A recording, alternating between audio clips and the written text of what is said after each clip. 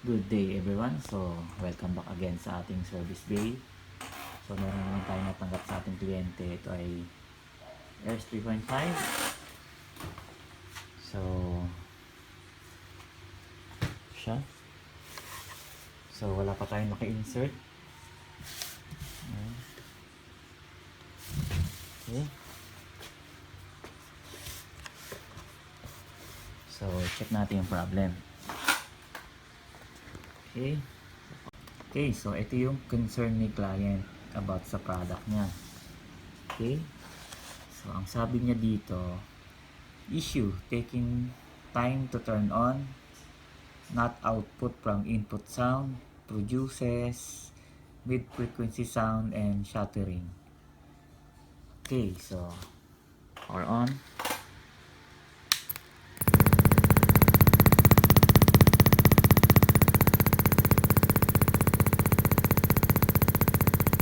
Okay, so nagki-create siya ng buzzing sound, shattering sound, and ganyan siya. Power off.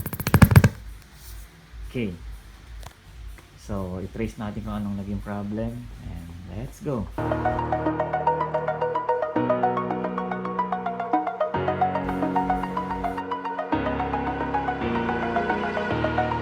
Over the edge, feel like I'm floating through. Okay, so nabuksan na natin siya. So upon inspection, meron siyang bloated na capacitor and naka-bulge niya yung capacitor niya. So i-check natin yan. Mostly pag mga ganong klaseng sira is capacitor ang nagiging problem. So i-check natin tong mga capacitor and then check na rin natin yung ibang mga parts. Okay, so let's go.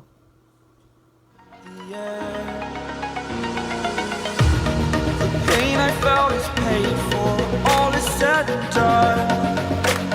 Oh, I am restricted, fixed upon the web. I need to kick the habit that my mind is breathing in. Break out, I've got to see. Okay, so natanggalan natin yung kanyang back panel. So tanggalin natin to agad. Palitan natin itong capacitor na to at saka itong isang maliit na capacitor na ito.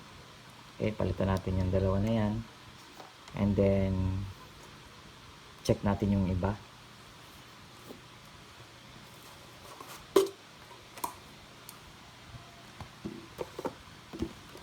Okay, so mag check tayo, check natin yung mga capacitor. Okay, so let's go.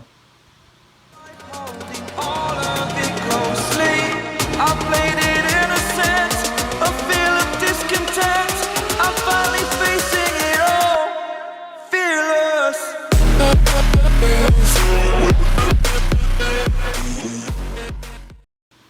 Okay, so natanggal na natin yung dalawang capacitor. So ito yung nag-voltage na capacitor. So check natin yan gamit ang ating capacitance tester. And ito naman yung para sa kanyang switching, fast switching diode na capacitor. So i-check din natin yan. Ang sabi kasi ng client na it takes time to turn on. Okay, so check natin yan. Okay. So check natin.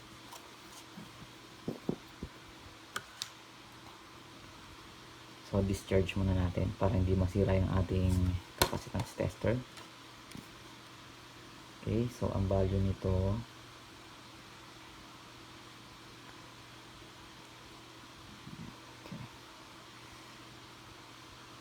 ang value niya is 10 microfarad. So set natin yung ating capacitance tester sa 20. Okay, so discharge first and then check natin.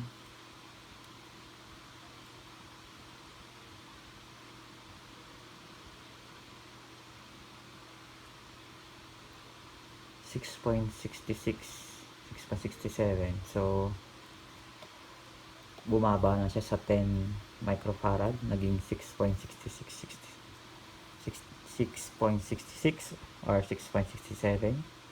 So next capacitor, discharge first. So ang value niya ay 1000 microfarad, 25 volts. So set natin yung ating capacitance tester sa 2000. Okay, so test natin.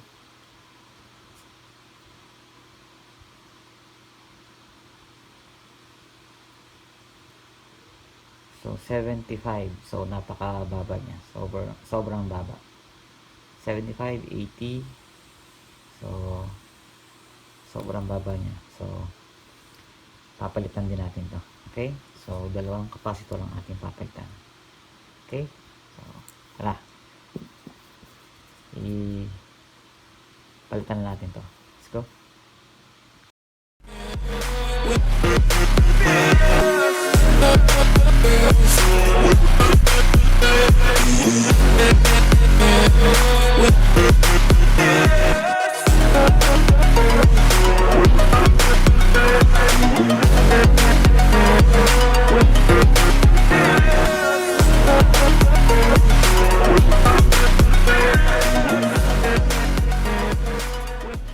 Okay, so naikabit na natin yung ating mga bagong capacitor. So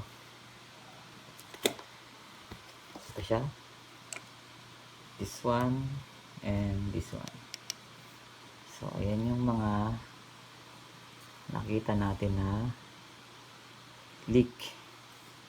So ito yun. Okay, so i-assemble na natin, then let's test. Okay, Burning the bridge that keeps us. I'm here and I'm feeling fearless. Exaggerated, that's what you assume. The story's over now, I must conclude.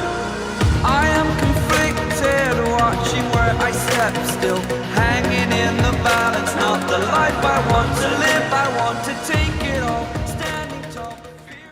okay, so na-assemble na natin siya. So ito test na natin. So nagpalit lang tayo ng dalawang capacitor. Ito siya, yung dalawa. Okay, let's test. Power on. So wala na siyang shattering sound. Okay, so music, volume up.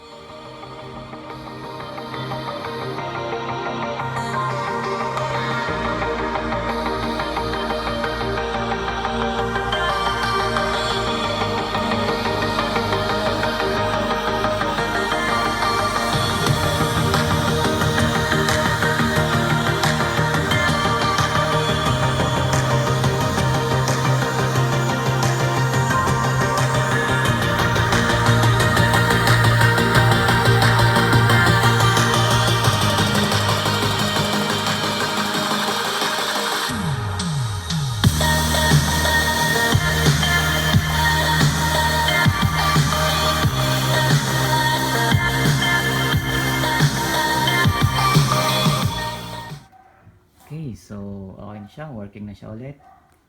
So, i-inform na ulit natin si client na okay na yung kanyang unit para masinda natin sa kanya.